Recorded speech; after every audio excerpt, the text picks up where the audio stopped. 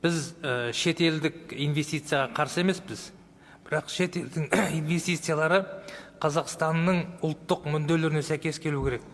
Мысал үшін, мынау келісімшартқа қарайтын болсақ, келісімшарттың 2-ші бабында салық режимі Қазақстан заңдарына тәуелді емес деп жазылған. Бұның 1-ші бабында қосымша салық преференциясы қарастырылды деп жазылған.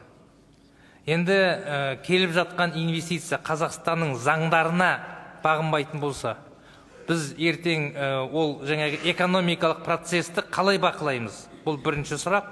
2-ші сұрақ. Мынау қосымшада мобайл телеком сервисті сату жөніндегі бабында мемлекеттік органдардың коммерциялық, сатып алушының коммерциялық, операциялық ісіне араласуға тыйым салынады деп жазылған.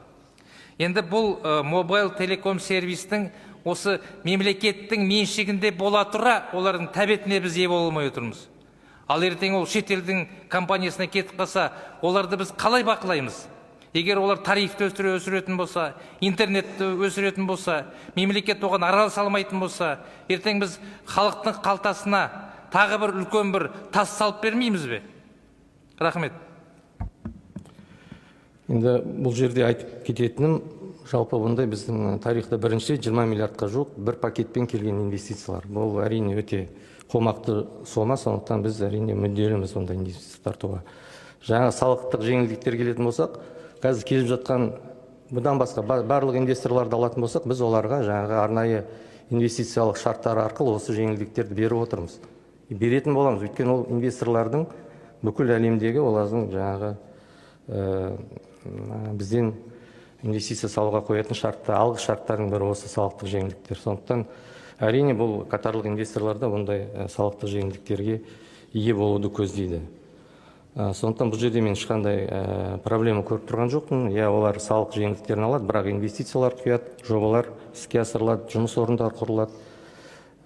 Жалпы экономика өте дамуына, өсуіне қолайлы жағдайлар туғызады. Бірден бір шарты ол инвестициялар, сондықтан бұл инвестициялар тартуға біз тағы да қайталап айтамын, мүдделіміз. Енді мобайл телекомға келетін болсақ, енді олар операциялық, әрине ол операциялық олардың қызметіне тек олардың акционерлері ғана араласа алады.